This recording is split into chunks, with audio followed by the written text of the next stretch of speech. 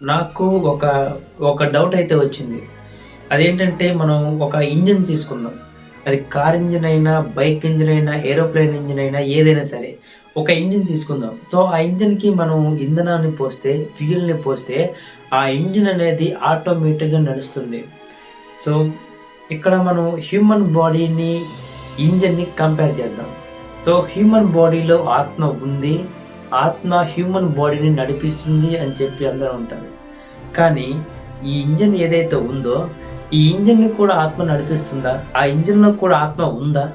ఇలా చూసుకుంటే అసలు మన బాడీలో ఆత్మ అనేది ఉంటుందా? ఒక మెషిన్‌లో, ఒక ఇంజిన్‌లో టైమింగ్ అనేది ఒకటుంటుంది. సో, ఆ టైమింగ్ వల్ల ఇంధనం ఫ్యూయల్ అనేది ఇంజిన్‌లోకి వెళ్తుంది. ఆ ఫ్యూయల్ అనేది బర్న్ అవుతుంది. ఆ బర్న్ అయిన ఏదైతే స్మోక్ ఏదైతే ఉందో అది మళ్ళీ బయటికి వెళ్ళిపోతుంది. సో, ఇదంతా ఒక టైమింగ్ అనమాట.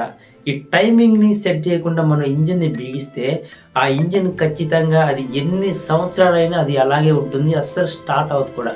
సో, మన బాడీలో కూడా, మన హ్యూమన్ బాడీలో కూడా ఒక బయోలాజికల్ క్లాక్ అనేది ఉంటుంది. అంటే ఏది ఎప్పుడు జరగాలి అనేది మన బాడీలో ఖచ్చితంగా ఉంటుంది. సో, ఇలాగ మనం చూసుకుంటే నిజంగా మన మన హ్యూమన్ బాడీని నడిపించేది ఆత్మ, లేకపోతే ఈ బయోలాజికల్ క్లాకా?